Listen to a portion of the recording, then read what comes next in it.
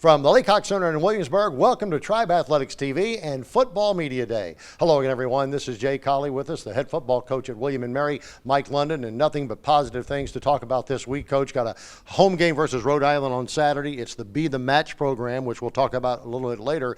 But right now, I wanted to congratulate you and your team on a 5-overtime victory over Elon this past Saturday, the longest game in Tribe football history.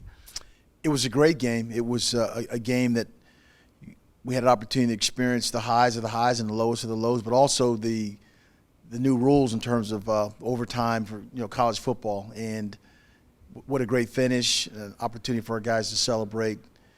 It's been a long time coming, but at the same time, it was well worth an effort by the players and coaches, even the fans that followed us up to the game. It was awesome and outstanding. So big win, and we need to put some things together to continue a streak of wins as we finish the season up.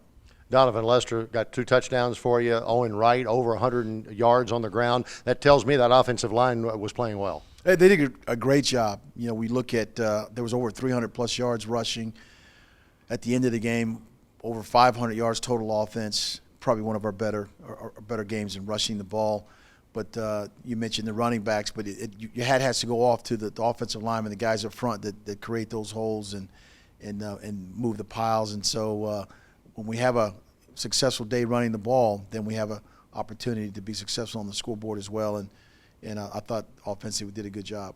On the other side of the ball, the defense, an incredible job, particularly those up front guys. But I got to point out Ryan Poole, 2 outstanding defensive plays late in the game that propelled the victory. Oh, without a doubt. Defensively, 6 sacks. We got a hit on the quarterback on a few occasions. Tackles for loss. But you're right, Ryan Poole's one of those guys that just comes to practice. He's probably not a household name, but at the same time, you walk around and you see them practice some of the things that come to fruition in a game. And the young man who's had a height advantage over him caught the ball over top of him, but he's taught by Coach Dallin, our defensive back coach, that to play through the hands. And when he came down, and at the end of the day, he wasn't able to hang on to the ball. And so you hope that the football IQ and the coaching and the teaching catches up, and now on that particular play, it showed itself, and we came away with a big victory. So very, very, very pleased on Ryan's performance. But there's so many other players on that one play performance, particularly down in the overtime situation, that they stepped up big. So I'm happy for them. Coach got a chance to make it 2 in a row at home this weekend versus Rhode Island. What do we know about the Rams? They are looking for wins themselves. They're coming off a big win themselves at home. We know that offensively their quarterback is number 1 in the conference in terms of passing yards and production. They have a receiver that's over 1,000-yard gainer, a return guy that is in the top of the conference in terms of production of kickoff, punt returns.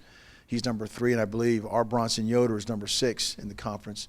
So they're a good football team. We talk about the whole CAA and what's gone on and who played who and the outcomes of some of these games. But they're a tough team.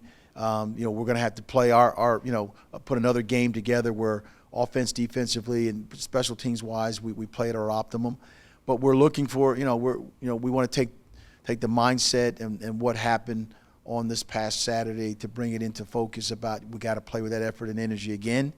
And we look forward to playing a UR team that I know is going to come in, and URI team that's going to come in and want to be competitive as well. It is the Be the Match Saturday. You've got a young man on your team, played great on this past Saturday on that offensive line, Mark Williamson, who very frankly saved a life. We're going to hear more about that story as this week unveils, Coach. And I know it's an important promotion for you as well, the Be the Match program at Zabel Stadium. It is. It's a national organization. It's the CAA is adopted. Andy Talley, when he was a coach in the CAA at Villanova, started it and has gone on now from a national perspective.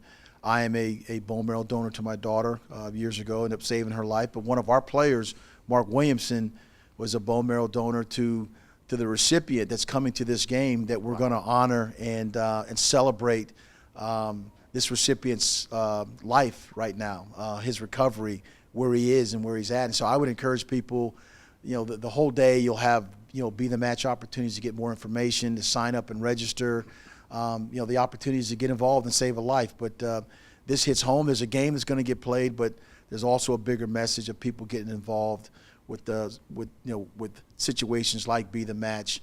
And when Mark meets his recipient, I'm sure it'll be emotional, and it should be, because the young man is living now, and Mark was a perfect match. And so we look forward to the game. We look forward to bringing the families together, bringing people's knowledge and understanding of why it's important to get involved with Be the Match, and then hopefully have a great game and great home crowd and atmosphere.